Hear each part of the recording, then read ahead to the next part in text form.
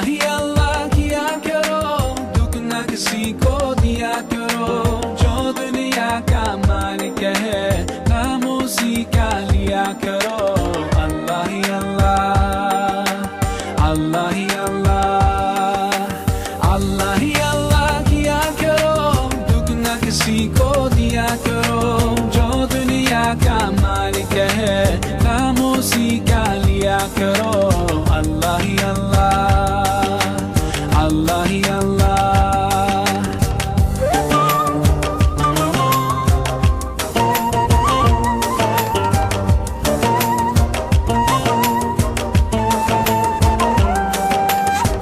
Just like a sunrise can't be denied, no, just like the river will find the sea. Oh Allah, you're here, you're always near, and I know without a doubt that you always hear my prayer. सच की राह पे चला करो, दुख न किसी को दिया करो, जो दुनिया का मालिक है नाम उसी का लिया करो।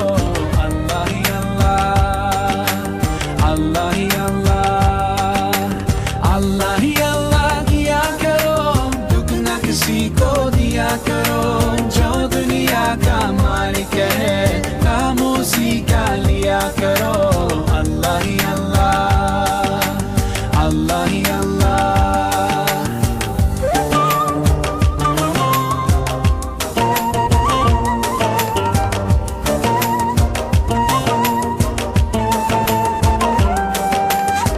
So many bright stars like diamonds in the sky. Oh, it makes me wonder anyone can be blind to all the signs so clear. Just open your eyes and I know without a doubt you will surely see the light. तेरी दुनिया तेरी ज़मीन, ये कहकर शाहे तू है करीम मेरे मौला, सुन ले दुआ हम बेबस है तेरे बिना, रोशन कर जमा। ऐसा जुल्म न किया करो, दुख न किसी को दिया करो, जो दुनिया का मालिक है नाम उसी का लिया करो। अल्लाह ही अल्लाह, अल्लाह ही अल्लाह, अल्लाह ही अल्लाह किया करो, दुख न किसी को दिया करो, जो दुनिया का मालिक है नाम उसी का लिया करो। अल्लाह ही अल्लाह, अल्लाह ही अल्लाह।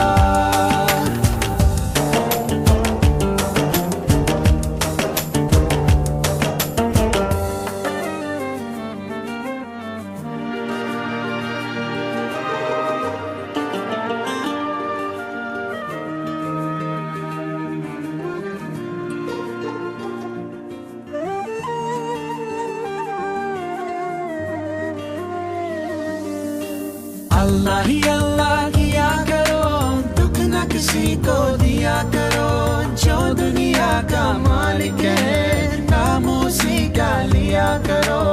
अल्लाह ही अल्लाह, अल्लाह ही अल्लाह, अल्लाह ही अल्लाह किया करो, दुख न किसी को दिया करो, जो दुनिया का मालिक है नाम उसी का लिया करो। अल्लाह ही अल्लाह, अल्लाह ही अल्लाह, अल्लाह ही अल्लाह, अल्लाह ही अल्लाह।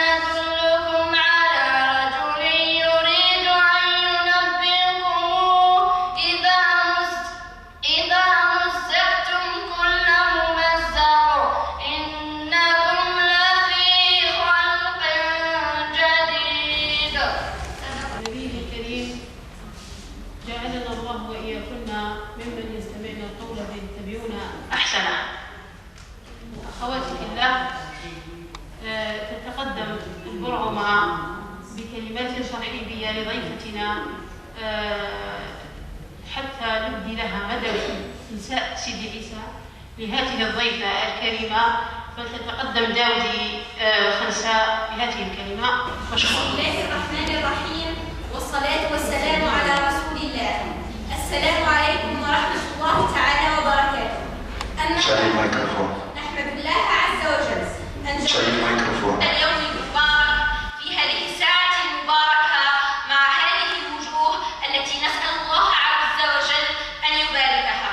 نرحب بأمهاتنا وأخواتنا اللاتي لبينا نداء جمعية علماء المسلمين شعبة مدينة سيدي عيسى، ونشكرهن على تلبية هذه الدعوة.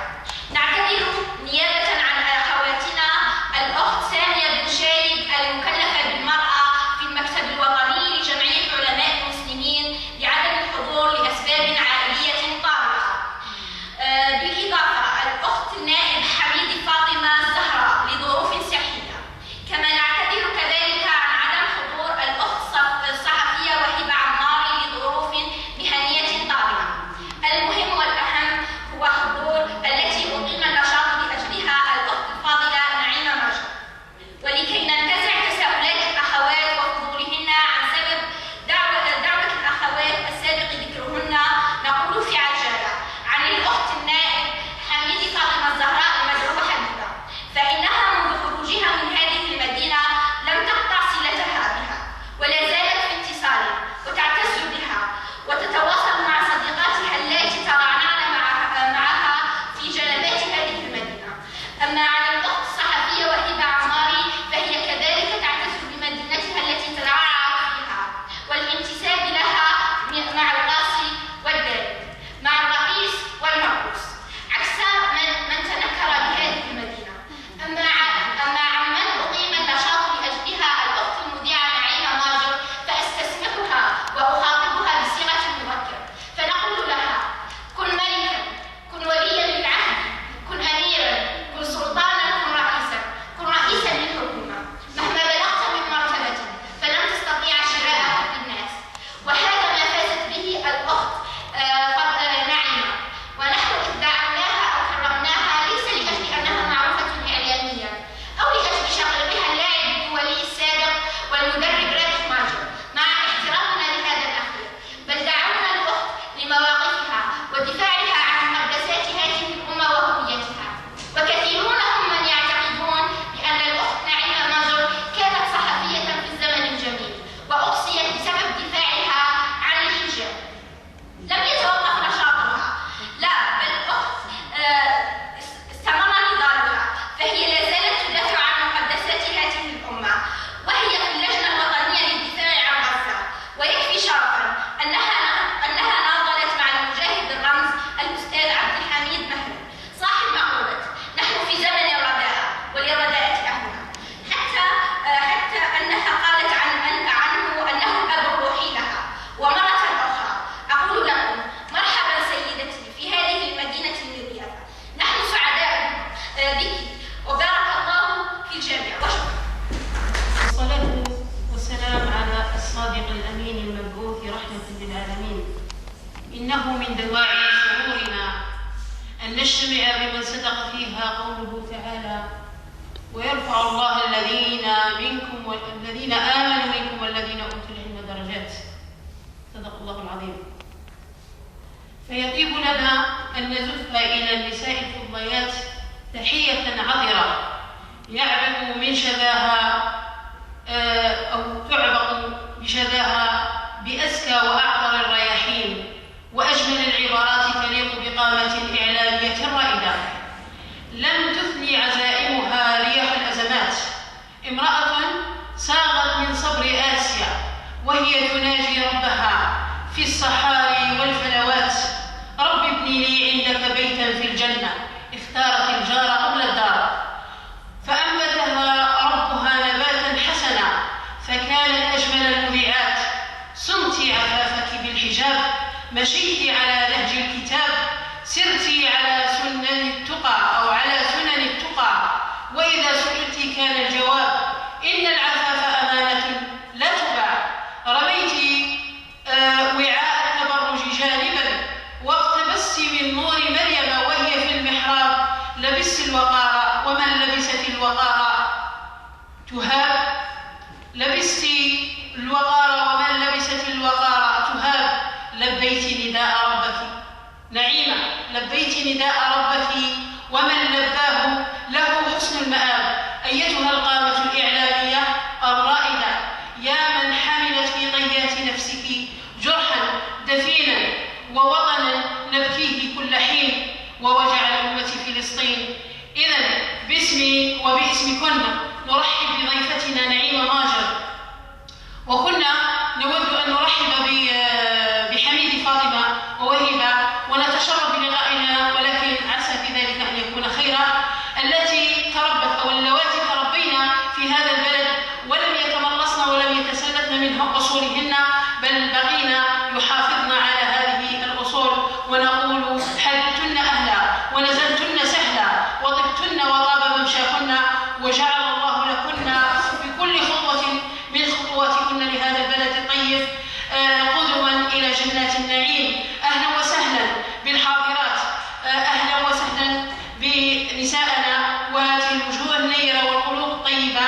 أجدد ترحيبي بكن، فالحمد لله الذي جمعنا على سيرة رسول الله صلى الله عليه وسلم. إذن أخيتي إنا سمعنا أختنا شيئا عجب، قالوا كلاما لا يسر عن الحجاب، قالوا خياما غلقت فوق العناق، قالوا ظلمة حالكة بين الثياب، قالوا تأخر وتخلف في النقاب، قالوا الرشاقة والتطور في غياب، نادوا بالتحرير أو بتحرير الفتاة فألفوا فيها كتاب، ورعوا طريقا للتبرج لا يضيعه الشباب، خاصة نحن في هذا الزمن يعني الله نسأل الله السلامة.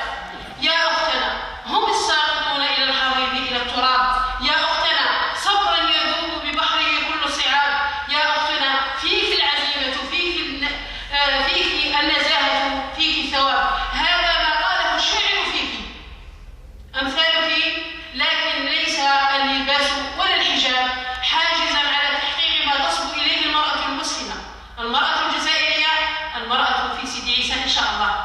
إذن ليس حاجبا ولا حجازا عفوا أن تصبو إليه ما تحقق ما تصبو إليه المرأة في حياتها واتجاه نفسها وعائلتها ووطنها. وخير دليل الماثلة أمامكم الأستاذة الفاضلة نعيمة ماجر.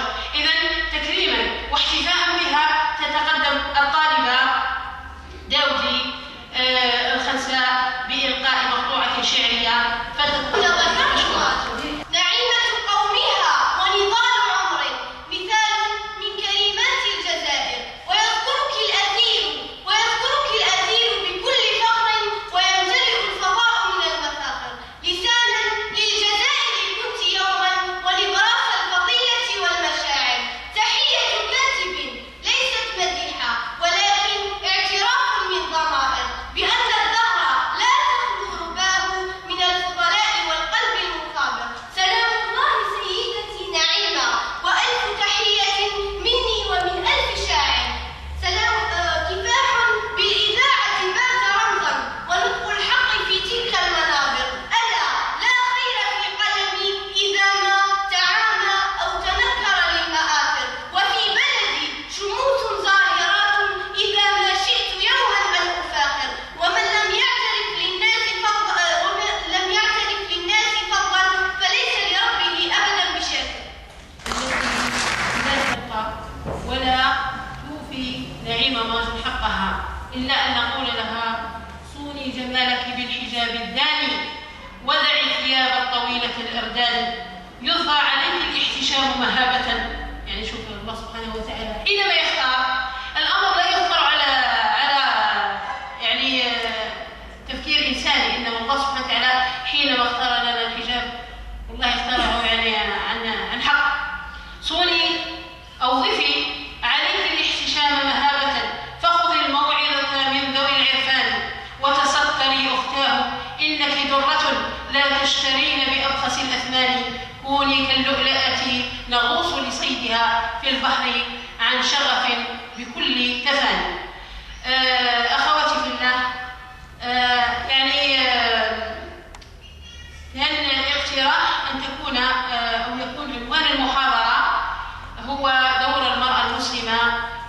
صيانة أسرتها والمحافظة على بيتها.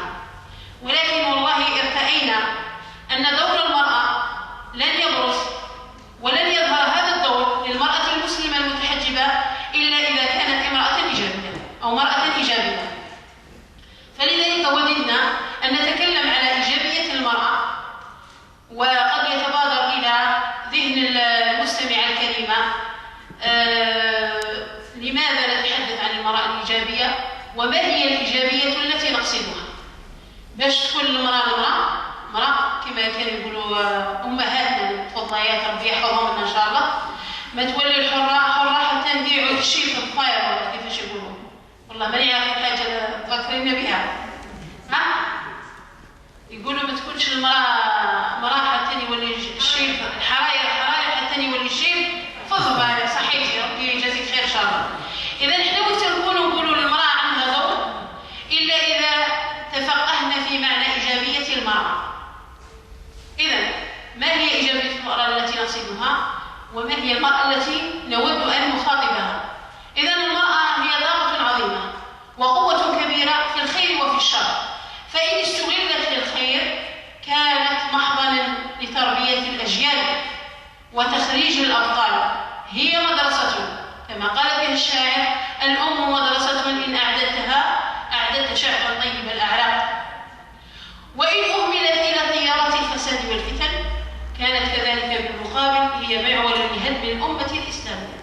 وإلى فتنة لا يغلق بابها أبدا ولن يغلق إذا جاءت الفتنة من وراء. لذلك وهذا قول ربك فيك المؤمنون. كذلك النقطة الثانية التي نتحدث بها أو نخاطب بها المرأة الإيجابية أن الأمة الإسلامية والأمة الجزائرية في وقتنا هذا هي أحوج الأمم إلى دور المرأة، والمرأة الإيجابية مش المرأة السلبية، المرأة التي تجعل جهودها بتضافر مع جهود الرجال، يعني يدا بيد حتى ترفع من شأن أمتها وتقويها. النساء شقائق الرجال، وهذا قول ربك فيك المؤمنون والمؤمنات بعضهم أولياء ببعض أو أولياء بعض يأمرون بالمعروف وينهون عن المنكر. فالنساء لهن دور في بناء المجتمع والأسرة لا بد من تفعيله، وهو أكيد ليس المقصود الرضاعة والطبخ، لأن هذه سنة الله الجارية في خلقه. المرأة تولد وتربي وترضع وتطيب وتسيق أكرمك الله، هذا الدور طبيعي. لكن الدور الذي نحتاجه الآن هو همة المرأة الإيجابية في بناء المجتمع. وكثر خير سميرة تيفي راها تورينا الطياب اللي ما تعرفش طيب، الطياب يعني من باب النكتة. لذلك إذا أردنا أن نفهم ما قصدنا بالمرأة الإيجابية فإننا نقصد أن المرأة ذات الشخصية المسلمة الحقة، مسلمة الحقة. كي نقول مسلمة الحقة كاين نماذج في المجتمع، كاين نماذج في الأمة الإسلامية يندى لها الجبين حينما نذكرها، ومن أمثالها نعيمة ماجر، وكذلك نساء كثيرات في الإسلام، عائشة رضي الله عنها وخديجة رضي الله عنها.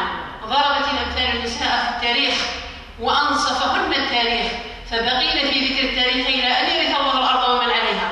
إذن قلنا فيه المرأة ذات الشخصية الإسلامية الحقة غايتها القرآن والسنة منهج حياتها، بهما تقتدي وعلى آثارهما تقتفي، النافعة لوطنها، النافعة لأسرتها، النافعة لبيتها، النافعة لعملها.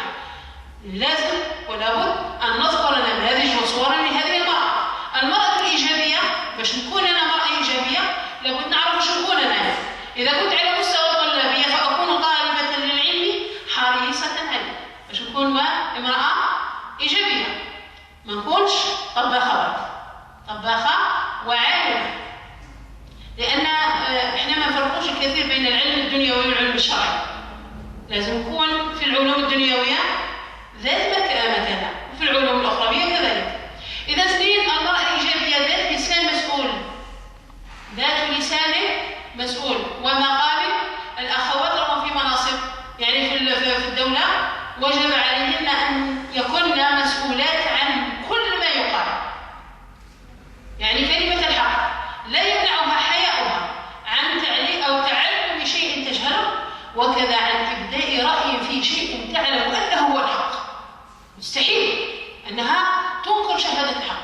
يجب أن تكون مسؤولة. وها هي أمنا عائشة رضي الله عنها كانت لا تترك شاردة واردة ولا واردة إلا ورجعت فيها رسول الله صلى الله عليه وسلم حتى تعلم، وهي مفتية العصر هي عائشة رضي الله عنها.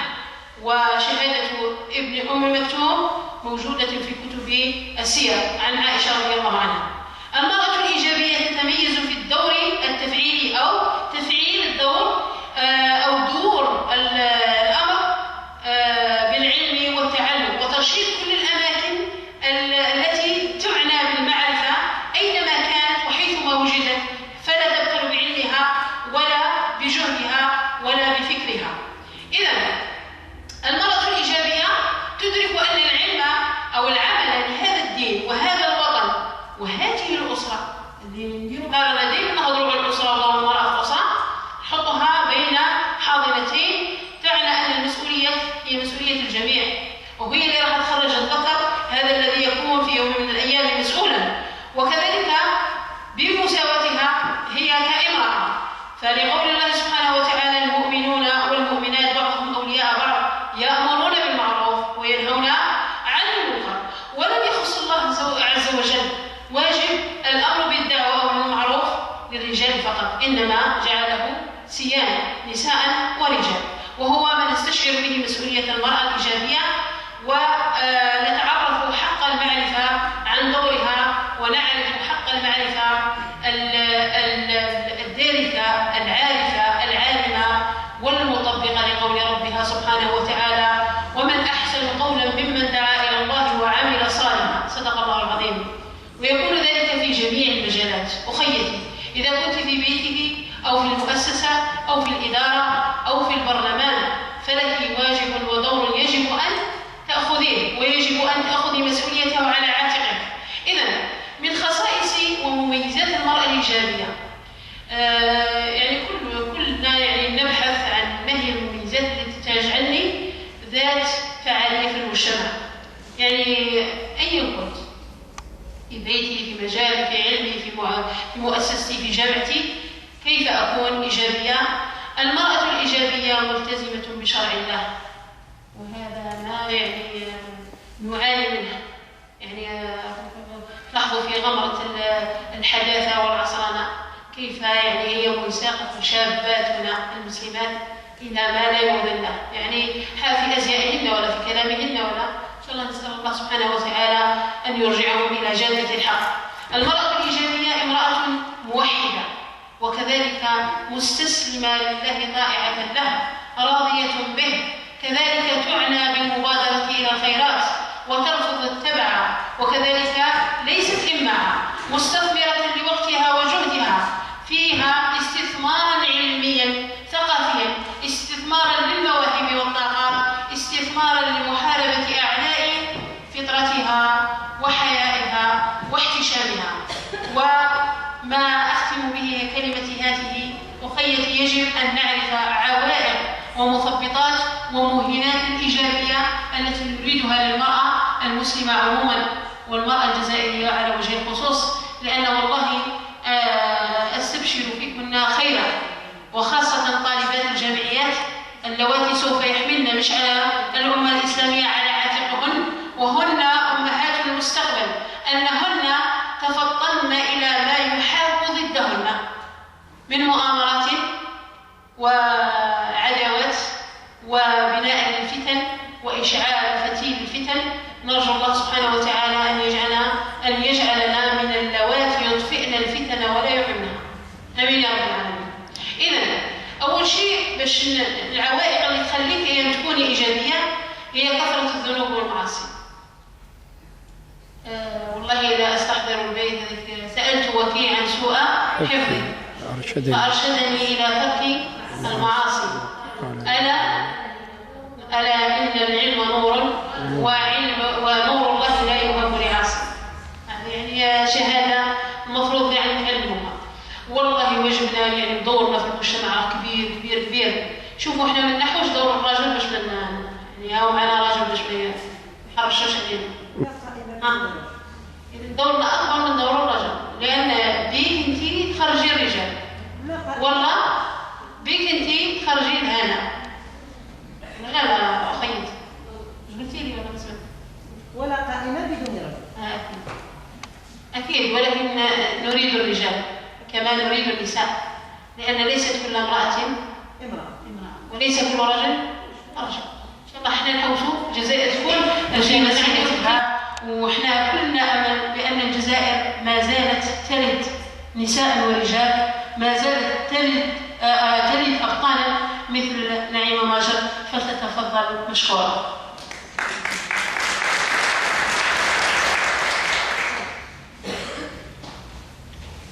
بسم الله الرحمن الرحيم، والصلاة والسلام على أشرف المرسلين.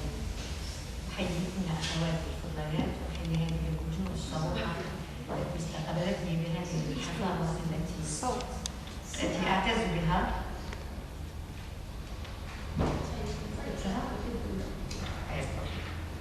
أعتز بها وأنا سعيدة جدا في وجودي بمدينة سيدي عيسى التي كنت أسمع عنها من خلال صديقاتي وزميلاتي في البرلمان، وخاصة صديقتي حبيبة التي تعتذر لكم عن عدم تمكنها من الحضور بسبب المرض.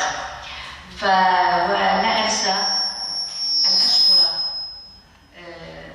جمعية فرع سيدي عيسى، جمعية العلماء المسلمين، هذه الجمعية الراقية الموقرة التي دأبت دائما على أن تقول للمحسن أحسن. أشكرها جزيل الشكر. ماذا عساني أقول بعد الذي سمعناه من الدكتورة الفاضلة؟ قالت كل شيء، لم تترك لي شيئا. فأنا أود أن في هذه العجالة أن لا أثقل عليكم، لكن أحدثكم لن أخطب فيكم، ولكن أحدثكم عن ربما عن جوانب من مساري المهني، لأني أظن بأنكم تسألن عن بعض الأشياء التي ربما لا تعرفون عنها الكثير. فإذا تعرفون بأنني أنا كنت مذيعة تلفزيون في الزمن الجميل. بدأت العمل التلفزيوني وأنا بعد صغيرة، بعد تلميذة في ثانوية عائشة أم المؤمنين. بدأت طبعا بالصدفة مع التلفزيون المدرسي، أنا كنت في طالبة بالثانوية، ثم بعد ذلك التحقت بكلية الحقوق، يعني دراسة قانون، ولكن العمل الإعلامي والتلفزيوني أخذني فتفرغت له. وطبعا في ثانوية عائشة أم المؤمنين كانت أستاذتي الفاضلة السيدة زهور النيسي، وأنتم تعرفون من تكون السيدة زهور النيسي. هذه السيدة الفاضلة غرست في نفسي حب الجزائر وعشق الحرف العربي الجميل. بفضلها وصلت إلى ما أنا عليه الآن، أعترف لها بهذا الفضل. وأنا كانت ميولي فنية، أحب الموسيقى وأحب التمثيل وأحب الفن إلى آخره، ولكن لم أفكر يوما في دخول هذا المجال، يعني طبعا مجرد موهبة مراهقة فقط. من ناحية أخرى أميل إلى التدين، لأنها من أسرة محافظة وتلميذة من إحدى مدارس جمعية علماء المسلمين، مدرسة التهذيب العربية في الجزائر العاصمة. فأنا تشبعت بهذه القيم وبهذه المبادئ. فكما قلت وأسلفت، بدأت عملي وأنا تلميذة في ثانوية عائشة، بدأت كمحررة في مجلة الجزائرية مع السيدة زهور النيسي. ثم بعد ذلك التحقت بالتلفزيون المدرسي للمشاركة في برنامج أوجه إلى أن أقدم برنامج للأطفال، برنامج جديد يعني كان في طور الإعداد.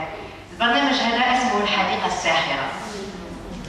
وفعلا طبعا بعد استشارة أهلي وبعد طلب إذن من والدي رحمه الله سمح لي بذلك، وطلبت في عمل تلفزيوني ببرنامج الحديقة الساحرة موجه للأطفال. كان برنامجا ناجحا. ثم بعد ذلك قدمت برنامج مجلة المرأة، برنامج كان موجه للمرأة. ذلك إعداد البرنامج وتقديمه. تقديم نقول سهل، ولكن إعداد البرنامج واختيار الفقرات إلى آخره ليس بالأمر السهل، وحتى إخراج البرنامج. ولكن أنا حبا في العمل التلفزيوني واجتهادا مني وعشقا لهذه المهنة التي استمتعت بها، وفقني الله ونجحت في تقديم هذا البرنامج.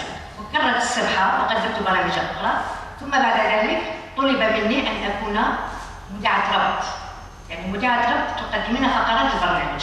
من بداية القرآن الكريم إلى نهاية البث، يعني كل فقرات تقدمين. الآن هذا النظام هذا اختفى، يعني لم يعد، والحمد لله بذلت مجهود واجتهدت وحققت نجاح ملموس يعني في العمل التلفزيوني، وقد شاركت مثلت بلادي في مهرجانات عربية وأجنبية كثيرة، مهرجانات تلفزيونية إلى آخره. كما شاركت في برامج مع تلفزيونات عربية مثل تونس والأردن والمغرب ومصر واليمن، يعني دول عربية كثيرة في تبادل برامج. يعني كنا نروح للدولة هذه ونقدموا البرنامج اليومي في تلك الدولة، لذلك التلفزيون العربي. وبعد ذلك ساهمت في مهرجانات عربية كعضو لجنة التحكيم في مهرجانات عربية في مصر وفي تونس وفي الأردن. مؤخرا في أكتوبر فقط كرمت في الأردن بصفتي إعلامية جزائرية وبرلمانية كذلك. فكان مساري، يعني حققت نجاحا. لماذا أنا أتكلم؟ ليس افتخارا مني أن أتكلم على نجاحي لكي أصل إلى نقطة مهمة.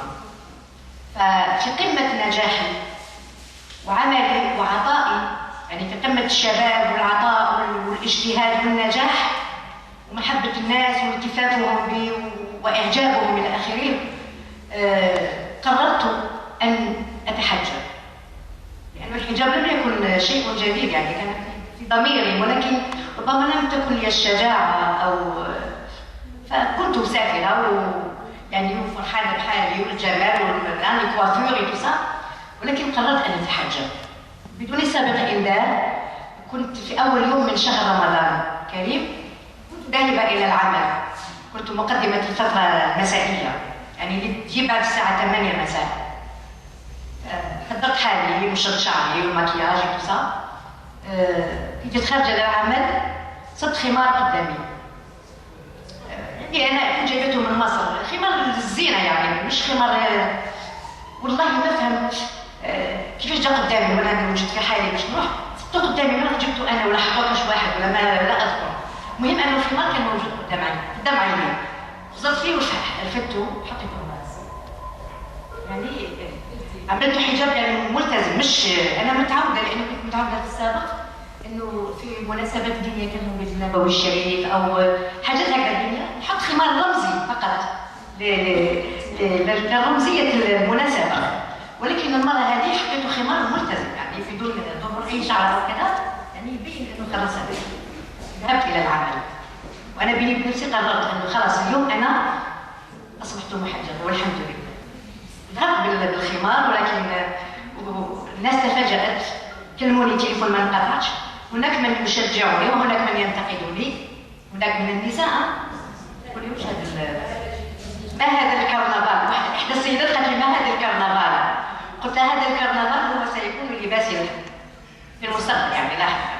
المهم انه ولكن للمنتقدات يعني وخاصه من النساء، فالحمد لله الناس استقبلت حجابي بكل اعتزاز وبكل احترام وبكل تقدير، ولكن من يومها لم اظهر بعد ذلك على شاشه التلفزيون، وعفى الله عما سلف. على كل حال توقفت عن الظهور، ومن يومها حتى نظام مذيعات تقديم الفقرات توقف يعني نهائيا. أنا قبلته بالأمر يعني خلاص، المهم أنا قررت أني خلاص من يومها التزمت بحجابي والحمد لله.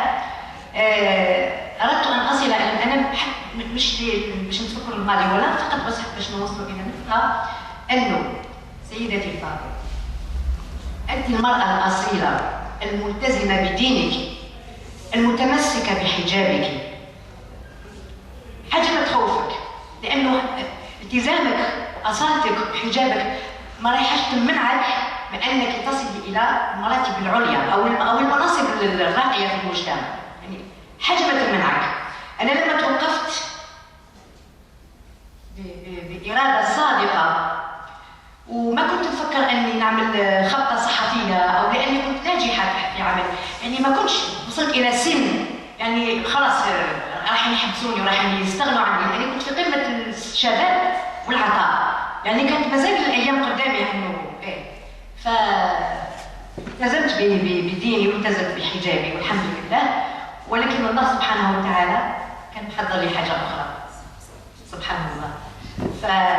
وصبرت وربيت بناتي وقمت بواجباتي إلى آخره. في 2012 ترشحت للبرلمان الشعبي الوطني وحققت فوز الحمد لله، وأنا الآن نائب في البرلمان ولم يمنعني حجابي من النجاح ومن التفوق من تحقيق مكانة راقية في المجتمع الجزائري. وبالتالي وأؤكد لكم بأن في البرلمان أغلبية النساء برلمانيات محجبات ومجتهدات وواعيات وسياسيات من الدرجة الأولى، ولهن صولة وجولة ولهن كلمة في البرلمان. نتكلم عن البرلمان وفي قطاعات أخرى، يعني مش فقط في البرلمان المرأة حققت ذاتها. أنا فقط حبيت نحكي لكم مشواري هذا القصير يعني متواضع حتى تتأكدوا بأنه المرأة في المناطق النائية، وأنا نشوف ما شاء الله هذه الوجوه المشرقة، أنه فيش يقولوا افتكت لنفسها مكانة في المجتمع، لأنه ما تستناش أنه يعطوكي مكانة هذه جزافا هكذا ولا بسهولة، أنت تفتكي هذه المكانة. وأنا أقول بأنه النساء المرأة الجزائرية الفحلة اللي وصلت إلى أعلى المراتب لم تنسى يوما أنها هي الأم، هي الزوجة، هي المربية والمعلمة والراعية في أسرتها، لم تنسى هذا، ما زالت محافظة على أصالتها، محافظة على أسرتها. وخاصة أن أخواتي اليوم احنا تشوفوا بأنه هذا كلام قالت الأستاذة الفاضلة، أن مجتمعنا العربي الإسلامي المسلم، أقول المسلم، معرض إلى هجمات شرسة، حقدا وغيرة وسميها كما شئتي. فالمرأة ما تقولش أنا تكلم في بيتها وتقول لك أنا ما قدرتش هذا الشيء، بالعكس المرأة باستطاعتها أن تقدم الكثير لأمتها، بدءا من أسرتها اللي هي الخلية الأولى في المجتمع، بدءا بأطفالها، بزرع حب العلم، تعليم أولادها لغات أجنبية حتى يواجهون بها المستقبل، زرع مكارم الأخلاق، حب الآخر. رسولنا الكريم عليه الصلاة والسلام يقول: إنما بعثت لأتمم مكارم الأخلاق، وبالأخلاق العالية تسمو الأمم. فما تقوليش بأني أنا الدور تاعي واش حندير، أنا ما نقدر ندير والو، لا بالعكس، ليس بمعزل عن الرجل، يدا باليد وكتفا بالكتف، المرأة والرجل لحماية وبناء هذا المجتمع الذي نحلم به جميعا. أظن بأني ربما كنت حابة أقول لكم حاجات كثيرة، ولكن حتى لا أطيل عليكم أود فقط سيدتي العزيزة الغالية الفاضلة، تأكدي دائما وافتخري دائما بأنك تنتمين إلى أمة الإسلام، الأمة العظيمة، وستبقى عظيمة بإذن الله بفضل نسائها ورجالها المخلصين المستميتين في الدفاع عنها. أتمنى لكم التوفيق، وأشكر بنات سيدي عيسى اللواتي اكتشفت اليوم بأنهن حرائر ما شاء الله من الجمال والأناقة والثقافة والعلم والثقة بالنفس، ما شاء الله عليكم. نشكركم على الاستضافة والاستقبال الحار، وأنا آسفة إذا ربما ما قدرتش نوصلكم ما كنت أتمنى، ونتمنى إن شاء الله نتلاقوا في فرص أخرى بإذن الله، وربي يوفقكم إن شاء الله. التي تعلمنا حينما كنا أطفالا صغار على شاشة التلفزيون، نحييها ونحيي فيها شجاعتها على مقاومتها إلى أن وصلت إلى ما وصلت إليه. ونلتمس العذر للأخوات اللواتي غبن الحضور والغائب عذرهم معه. القصيدة المختارة هي بعنوان إكليل الياسمين، مهداة إلى الضيفة الكريمة وإلى كل الحاضرين. إكليل الياسمين. إكليل الياسمين يا تائج العائدين، يا حلة تزين هامات الظافرين، يا حلما جميل إليه ترنو البراءة في أرض الرافدين، وحقول الشام الحزينة، وفي مغرب العروبة المترع الذجب، بين الحائرين على ضفاف النيل. إكليل الياسمين، إكليل الياسمين يا تذكار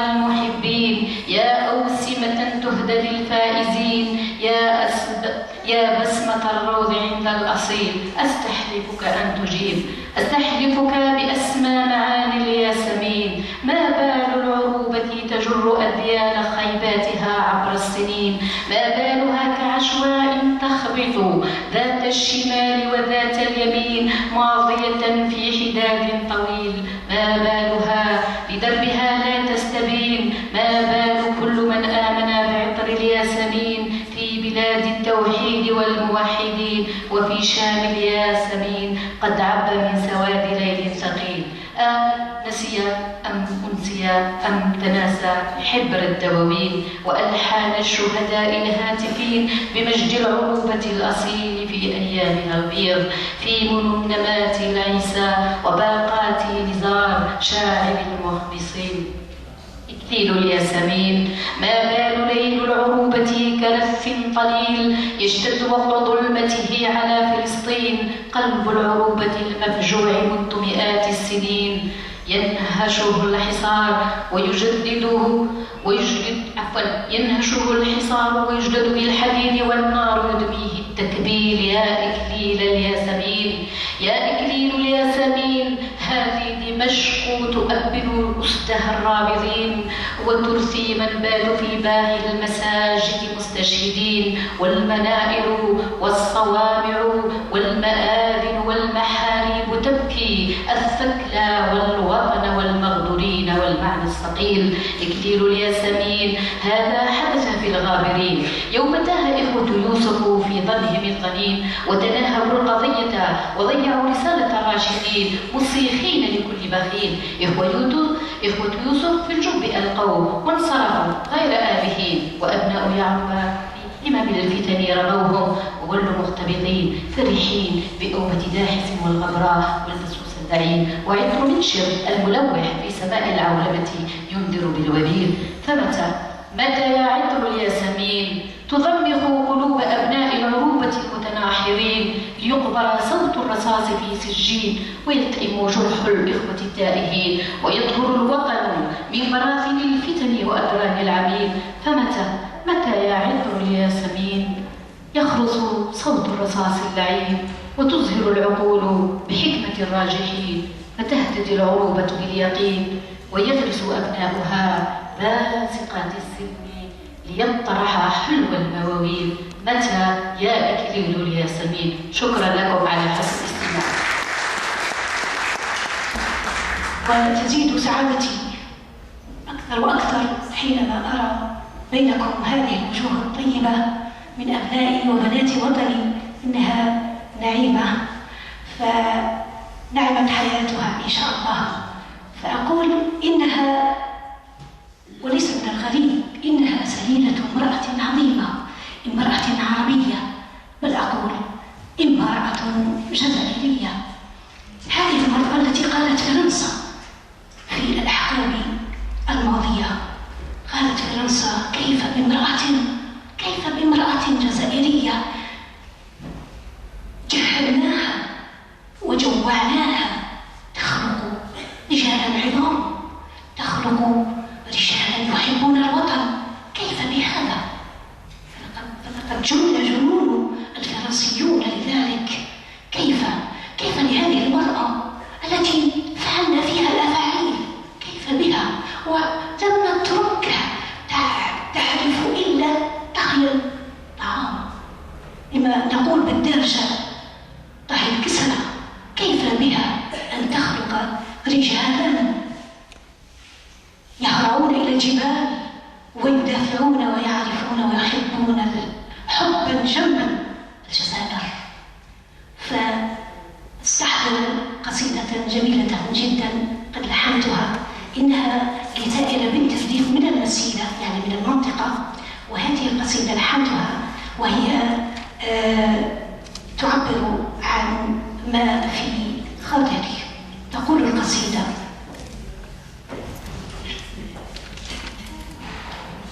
أمي سيدة عربية تتقن صنع الخبز، نعم تنجب طفلا يصبح رجلا يعشق وطنا والحرية.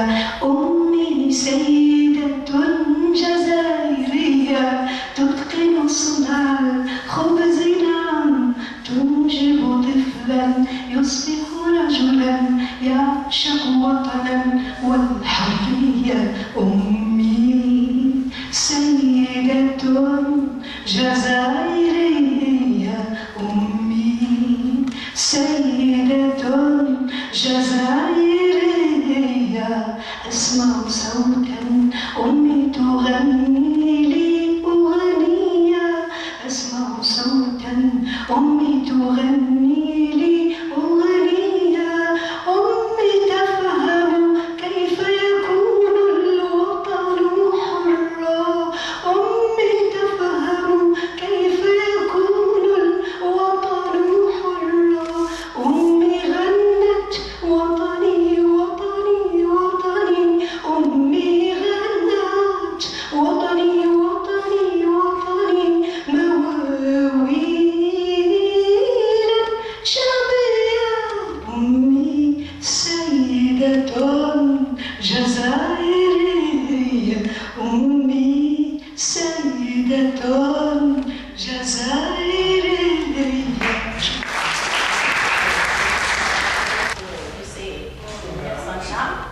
Je connais bien sûr notre Sahel et Benassel, c'est ça. إذا أبيت أن أقول كلمة ولو وجيزة باللغتين، ألا وهي معليش اللغتين، ألا وهي اللغة الكلمة الأولى هي un petit acrostiche en nom de Madame Meng. Merci de votre présence à Sidi Aïssa qui nous annonce. Qui vous annonce, Dalila vous salue, ainsi que tous et toutes les femmes en présence. Je vous adore. Je vous adore, c'est vrai. Et j'étais admiratrice de Rabah Majer. On vous remercie bien sûr. Remercions Naïma d'être avec nous. بعدها أكوستيش بالعربية. نون نعمة أعطيت وتقاسمت معنا عين عنوان التحدي والنجاح. يا أختي، يا صديقتي، يا ابنة وطني انعمي. ميم مشكورة على التنويرة. تحية مني ومن كل أستاذة من الابتدائية المتوسطة والثانوية. Souhaitons madame les bienvenus dans votre ville et dans votre partie de votre pays. ونعم أعرفك وأتابعك منذ صباي والحمد لله. أنت مشكورة في بين ألف وبين 400.